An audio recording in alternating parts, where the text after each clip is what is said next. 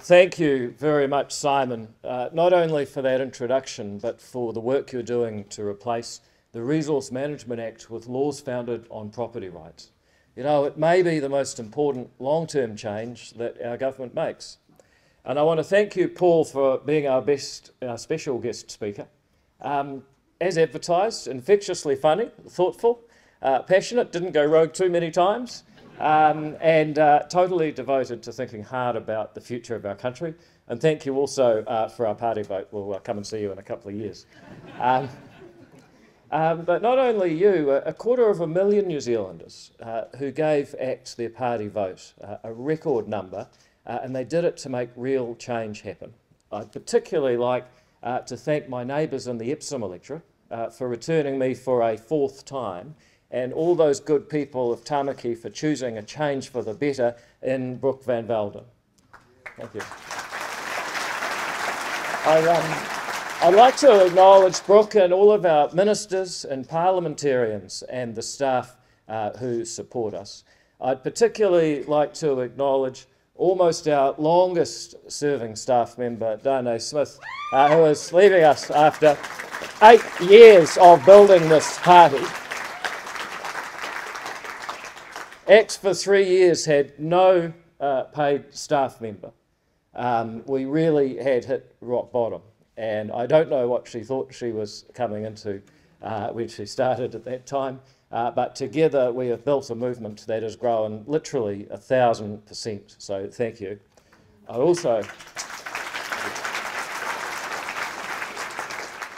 also like to acknowledge a couple of former leaders. Don, I wish you were still in charge of the Reserve Bank, to be honest. Thank you. And Prebs, it's great to see you here making the trip from Rotorua, although I've got to say you give us trepidation every time we have a decision in government.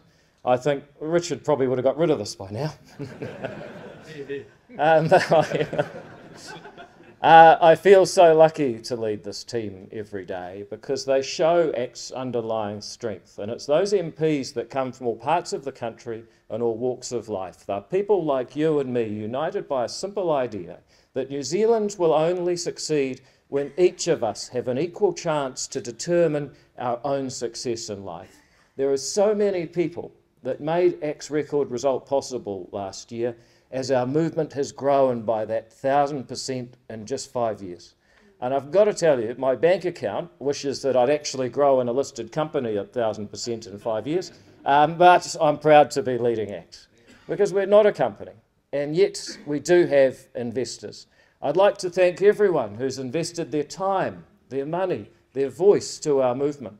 Whether you're a candidate, an activist or a voter, you are now a shareholder in our party's achievements, and they are substantial. Any company or party, of course, needs a board, and I'd like to acknowledge our board and our council, including our past president, Henry Lynch, and current president, Catherine Isaac. We're lucky that people step up for what must be one of the most thankless jobs in politics, and that's why we should all thank them when we do get the chance. Thank you, Catherine. Our party.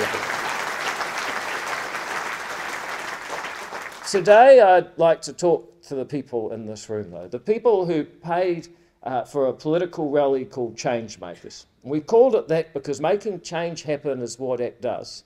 And we thank you not just for paying the ticket price, but also navigating downtown Auckland to be here, which in itself shows considerable resourcefulness, commitment and perseverance. We think that Changemakers actually has a deeper meaning about our underlying spirit. ACT is the party for people who believe that they have the responsibility and the right to make a difference in their own lives and the lives of those they care about. And if you wonder why ACT has grown 1,000% in 5 years, it's because our spirit reflects the heart of the New Zealand spirit. We live in the most exceptional country. At our best, we're made of many peoples succeeding peacefully side by side, a little bit like the composition of our ACT caucus. And yet, with all the conflict, the poverty and the despair in the world, it really is true that we don't know how lucky we are to have peace and prosperity made possible here because something unites us. And it's something that we New Zealanders all have in common. It may be the only thing that we all have in common. It is that you or your ancestors travelled further for a better tomorrow than anyone else on earth. You know, I see one of our longest and greatest supporters here. I once asked her if she thought that she would make the journey to be a New Zealander again. And she told me her story, that one of her ancestors got halfway here on a ship, got shipwrecked somewhere in the Indian Ocean, survived with several children for quite a while, got rescued by some people that might have almost been pirates, got taken back to England, and got straight back on the next boat and migrated to New Zealand. So, yes, Jenny told me, I think I have it in me to make that journey, and I would do it again.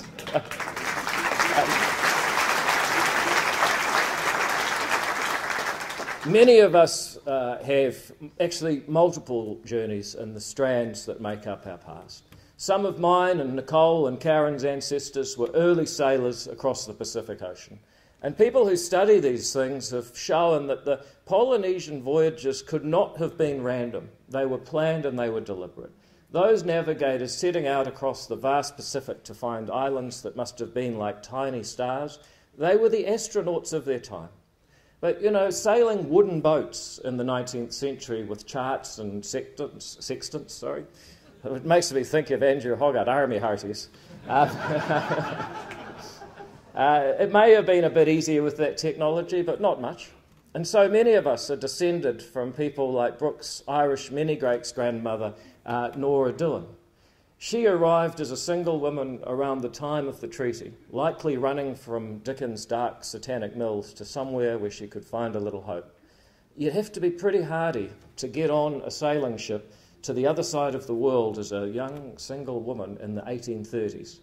And yet, I think some of Nora's hardy genes are shining through in our country's youngest cabinet minister today.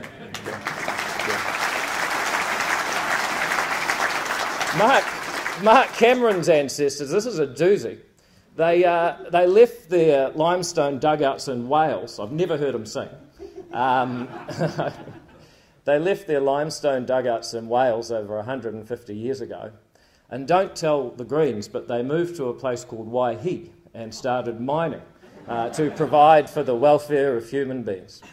And you know, as time got on, travel got easier, but migration remains one of the bravest things any human being can do.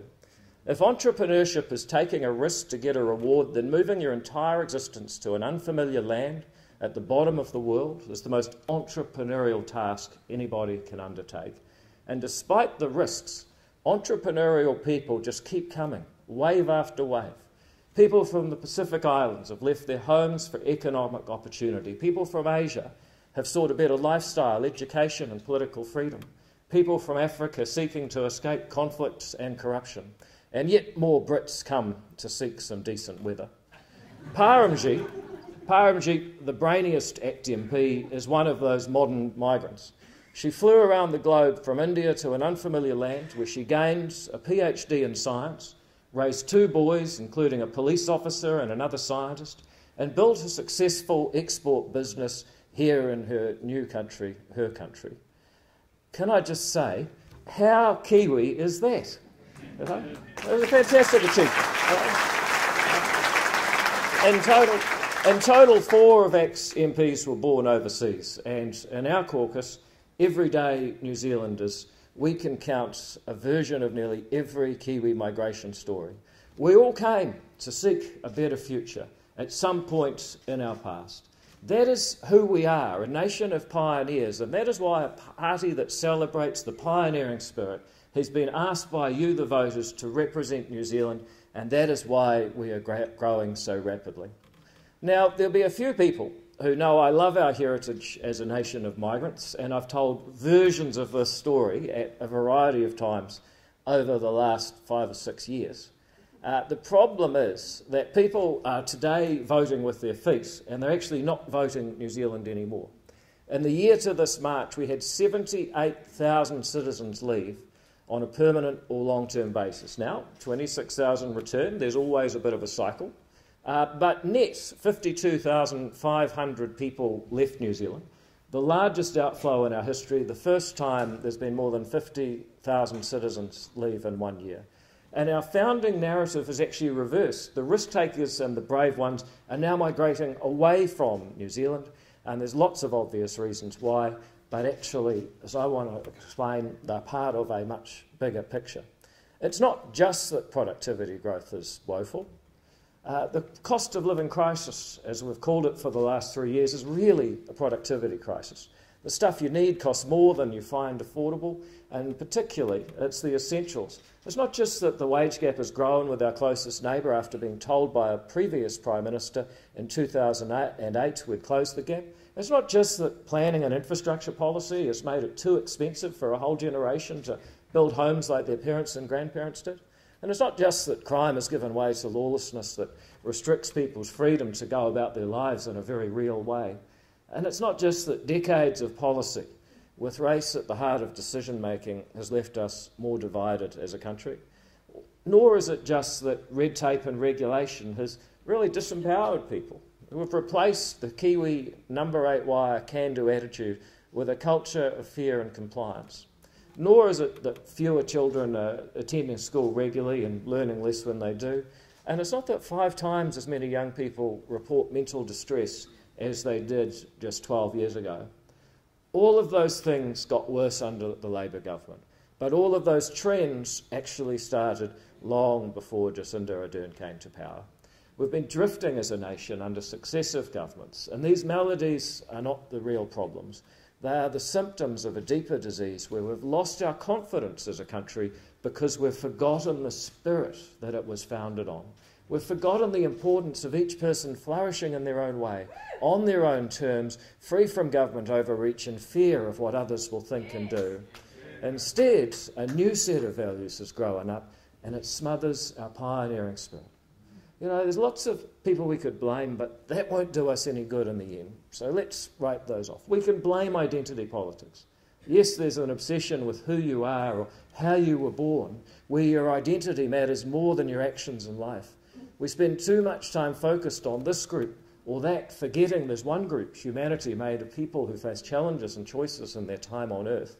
We can blame the regulatory state for replacing real responsibility with compliance exercises. You know, regulation at heart has become a giant scheme to prevent anyone ever having to take a risk or make a real decision. So long as you've ticked all the boxes on the lending form, put out enough orange cones and have a suitable procedure written for everything your organisation could conceivably do, then you have covered your responsibilities. But have you really? We can blame the bloated welfare state that's given poor people nothing but more company.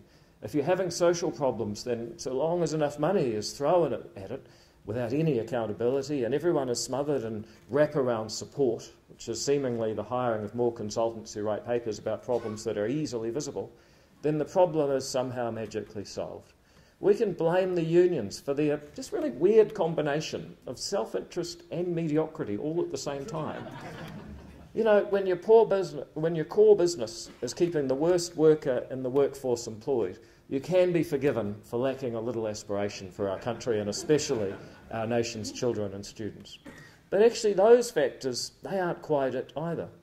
The real problem is that we've been overcome by a deep human desire to follow the leader and be part of a tribe. We are experiencing a kind of neo-tribalism and, dare I say, a kind of neo-racism that infects almost every institution in our society. And people can be forgiven for wondering how it is that our legal system, our public service, our academic institutions, and many of our politicians seem infected by ideas contrary to the spirit of our free society. We see assertions that tikanga is, quote, the first law of New Zealand, when it is not actually a law but a belief system held by some New Zealanders and not others. We see a public service more focused on identity politics than practical delivery, actually helping the people who paid the bill in return for the services. And we see university campuses that cancel speakers to keep students safe from ideas. Even corporate New Zealand seems to be spending more and more time on virtue signalling at cost of productivity and looking after its customers. Now, if we let those ideas and forces win, then all will happen is we'll watch more people leave as we become a nice Pacific backwater of broken spirits and deflated dreams. We have to respond by articulating why an open society is better than a closed one. We need to articulate that human rights are universal and there's one world and one reality where we can all join hands and problem solve our way through. And the evidence for this side of the argument is overwhelming. You know, humans or something like us have been around for around 100,000 years, living in tribal societies where people knew their place and filled a role depending on their birth. And then, miraculously, almost by accident, the Enlightenment happened. And it was a revolution in thinking. It brought about the simple idea that each of us is a thinking and valuing being with equal dignity, that we each deserve an equal choice to make the most of our time on earth. Think Galileo looking through his telescope and saying, I don't care what you believe, here's what I can prove. And this revolution in thought brought about democracy, the rule of law, business, free markets, global trade, and the emancipation of oppressed peoples everywhere. But what did it mean most of all for the average person? It doubled human life expectancy. For 100,000 years, if you made 40, you were doing well. Now, most people in this room will expect to make it to 80. The average person literally has been given a second life since the Enlightenment, something that has never happened at any other time in history. And then you get people, the Taliban's a good example, who say Enlightenment values don't apply to us. They're just a Western invention. There's lots of ways to live. And now we have whole universities determined to decolonise because they want to reject the very spirit that made them and made them possible. Well, let me tell you, these values of universal human rights and one world that we can scientifically study, they're not Western values, they're not colonisation, they're universal human values that even the West discovered only recently. It was only 400 years ago that the last person was burned at the stake for heresy in England. The spirit of the Enlightenment is relevant to everyone, including us today, because it's precisely Enlightenment values that will help New Zealand overcome its problems. If we're going to live first world lives with lower carbon emissions, the only way to do it is to have technological innovation, and the only way to get that is from a free market. In fact, all the challenges we face, from health to education to infrastructure, can only be overcome by unlocking the creativity of each person, because you just don't know who's going to have the next great idea. That is the spirit of charter schools. Sometimes, just sometimes, people in business, in community, in the local hapu have better ideas for engaging disadvantaged students than the people in the Ministry of Education, and we should let them have a go.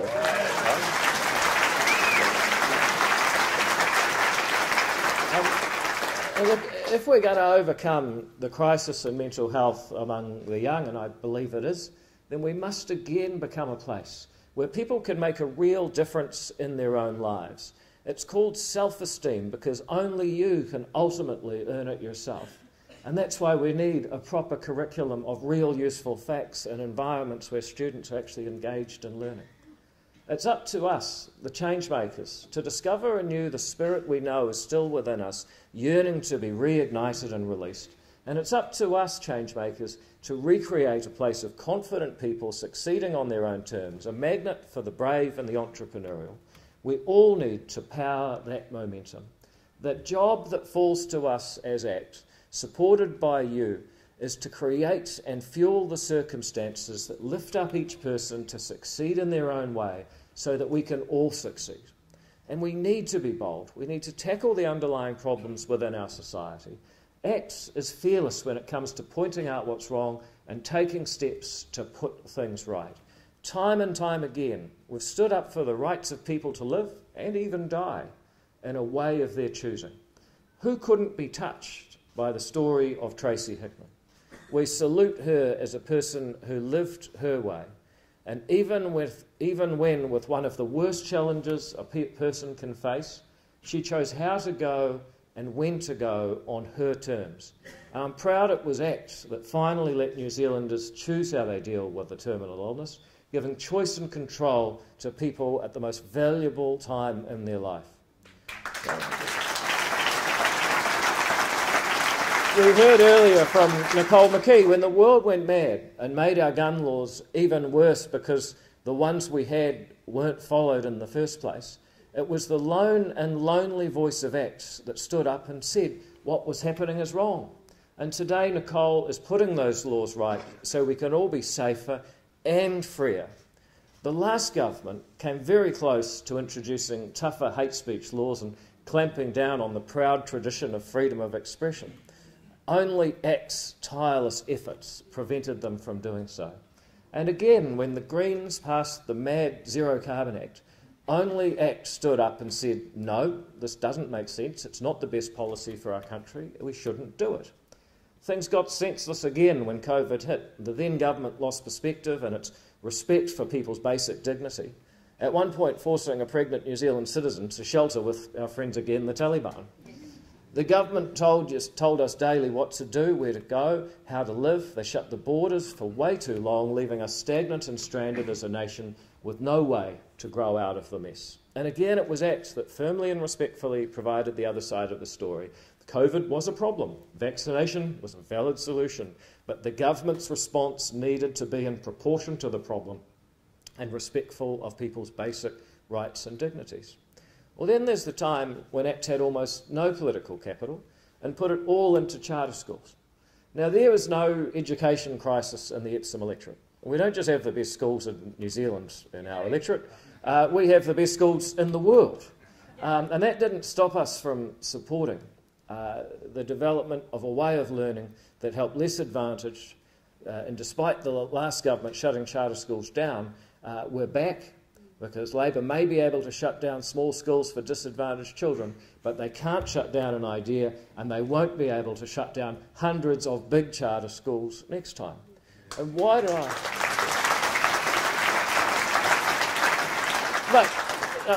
I, as the MP for Epsom, take on the unions, let communities open better schools for mostly poor brown kids who never get a chance? Because nobody who sees the education statistics could stand idly by, because ACT believes our country won't overcome its challenges until we unlock the power of all individuals.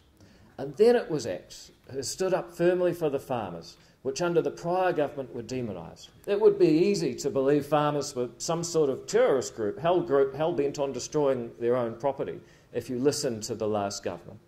It's ACT that's consistently defended landlords and small business owners who were cast as public enemy number one, when what they have actually done is saved and sacrificed to help others with jobs and houses. If we got rid of them, as some appear to want, all we'd have is hunger, homelessness and unemployment. But our opponents in politics fail to understand that these relationships are truly win-win and symbiotic. And then there's the idea that others will not touch. The very foundation of our nation, that you get shouted down for even discussing, unless, of course, you take the approved line from your treaty training. ACT has consistently, fearlessly, and most importantly, constructively put the debate about our founding document on the agenda.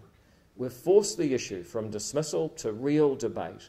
We want healthy debate so we can find a way to be a united country. Now, let me acknowledge Karen Shaw. Her story is remarkable. In many ways, she is the living embodiment of ACT spirit. How many victims of Oranga Tamariki's dysfunction get to be the minister in charge of putting it right? She is absolutely a change maker. And her reform of Section 7AA is perhaps the clearest example of putting each individual child's needs first. That's not to say their culture is not important. It's extremely important. Under Karen's reforms, it will come right after their physical safety, nutrition, warmth, love and education. The establishment can no longer ignore the simple idea that the Treaty of Waitangi gave all New Zealanders, tino rangatiratanga, the right to self-determine and live on our own terms. We stand proudly ensuring all New Zealanders are valued equally, regardless of their race or the dates that they arrived here. It's not just that we're fearless, it's also that from our opponent's point of view, we're dangerously collegial. Much to the opposition's disappointment, the coalition government is getting stronger as we work together on each of their silly policies needing dismantlement. It's the opposition that's united us with that mess. The work they left requires us to work tightly in order to put right the disasters and the time bombs that we discover each week. And with Chris and the National Party and Winston and New Zealand First, we have a constructive team that's going nowhere. Thank you. But I have to say, it's also a team that's massively powered by the ideas of ACT. Take the latest quarterly plan. In it there were 36 action points, 18 of them directly derived from ACT's coalition agreement or implemented by ACT ministers or both. In fact, right across the board, ACT is instrumental in driving the government's agenda. For 3 decades, oppositions have told voters the government is destroying life as they know it, got into office and continued on the same path. This time is very different. 3 Waters, the Māori Health Authority, insane speed limit reductions, Labour's hash of an RMA reform, Māori council wards, thousands upon thousands of bureaucrats that Labour hired, they're all gone, gone and gone again.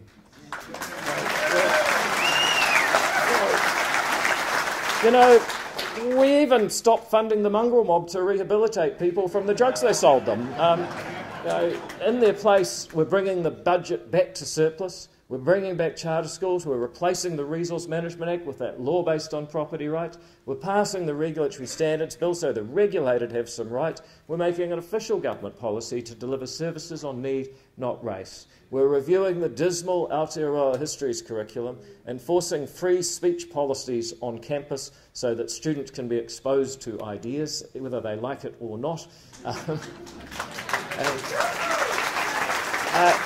And we're testing the questionable assumption that racial discrimination at med school has actually got better outcomes for that oft-forgotten group in the healthcare system, the patients.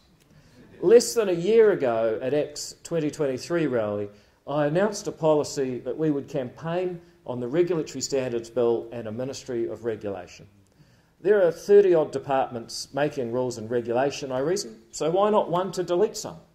There's a whole Treasury department devoted to checking the spending of money that's being taxed off you. So why not manage the impact of all the other departments on the regulation of property that wasn't taxed off you?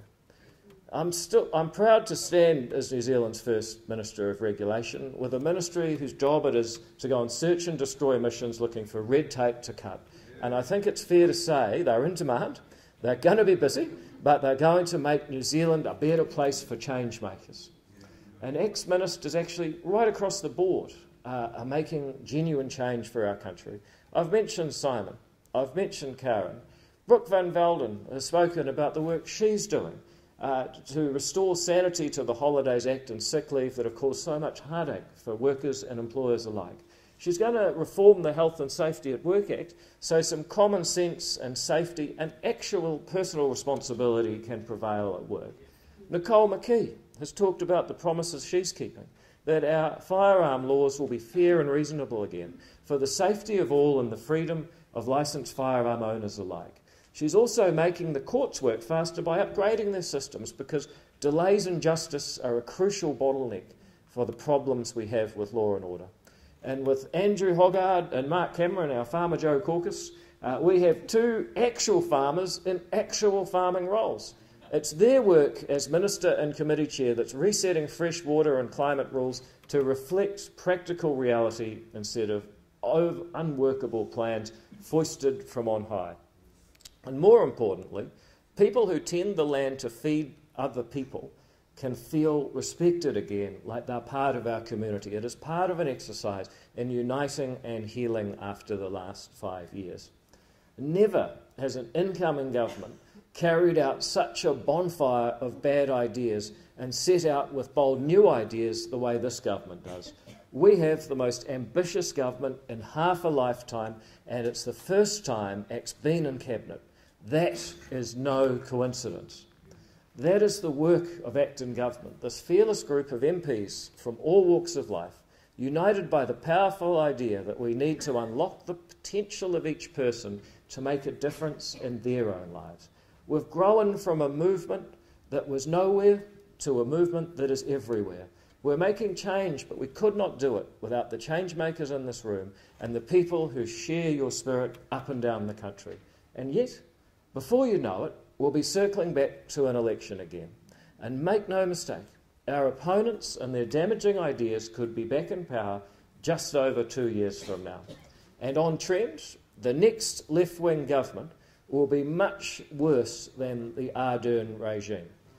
Roger Douglas was vastly better than Helen Clark, who was vastly better than Jacinda Ardern. Can you see where this is going? The best advice I can give to Chris Hipkins is to start with a blank piece of paper and stand for something. Because if he doesn't, someone else will fill in the blanks for him, and chances are it won't be good for Labour or New Zealand. Chloe Swarbrick mastered the politician's soundbite. Her favourite soundbite is that she's not a politician. Marama Davidson, well, she checked out, but no one can tell exactly when it happened. Te Pāti Māori are bringing whakamaa on the word Māori. You know, the idea of a race-based party has always been wrong. But it's hard to believe the mighty tōtaras who built their party can approve of the outright hatred and division they are now spewing. My challenge to them is very simple. If their ideas are so good, they should be able to persuade people to support them the way everyone else does, through conversation and debate. And if their ideas aren't that good, then they should stop lowering the standards of political debate in our country for ideas they themselves don't even believe in. Our allies in government have said that they'd get, quote, faster decisions if they didn't need to consult ACT. That may well be true, but New Zealand doesn't need faster decisions. We've tried that. It needs better decisions. And nobody believes the current government would be dealing to Labour's legacy of waste and division so decisively without ACT and without all you change makers who put us here. Without ACT, there would be no courage and fearlessness to get things done, to say it like it is, to make change this country so urgently needs. So today, folks, I set a goal, and one based on data and evidence. We now poll the country every fortnight. It's vital to understand voters' concerns and understand them frequently. And I want to thank ACT's donors, because it's your generosity that makes that kind of frequent public opinion polling possible. Incidentally, if you like what you hear today and would like to donate to ACT, we have a website. There's QR codes outside. It's almost impossible to get out of here without making a donation. Just make it a big one. But we ask in these polls, who is interested in voting for ACT on a scale of 1 to 10? And we're particularly interested if you're an 8 or higher, because that means there's a very high chance that you actually will vote for us. And I think that number shows the health of the brand and our true future potential. Now, it goes up and down each fortnight, but on average, we find that 22% of New Zealanders rate their chances of voting ACT an 8, 9 or 10 out of 10. And that is vastly higher than New Zealand First. It's about 2 to 1. And it's actually a little bit higher than the Greens. ACT now has the third strongest brand and the greatest upside potential in New Zealand politics. And that is something that people that have come to these rallies for years can be truly proud of, because we built this together.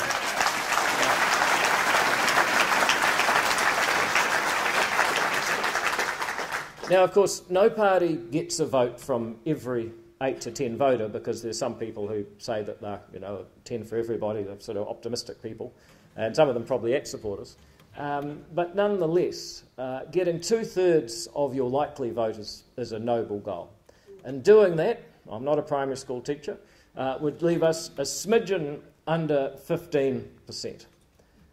It would be a completion of ACT's transformation from an insurgent small party to the small, large party you are helping us build. It would make ACT a permanent and significant force for good in New Zealand politics, with you, the changemakers, anchoring the roots of Enlightenment thinking that makes our peaceful and prosperous society possible. Each person has the same universal human dignity, no matter where they're from. Each person deserves the freedom to try, to live life their way and succeed in the way that they choose. In the beginnings of New Zealand, people who arrived on our shores were brave and free and made their own luck. We have a shared history of pioneering, facing adversity and finding a way, overcoming obstacles to make a better tomorrow for ourselves and those who come after us. Over time, we seem to have lost that spirit. ACT and its changemakers believe that our original spirit is precious and we want to bring it back, to reignite it, because that is when New Zealand succeeds. But right now, we're floundering. The country has lost its way because for so long we've been told what to do and even how to think.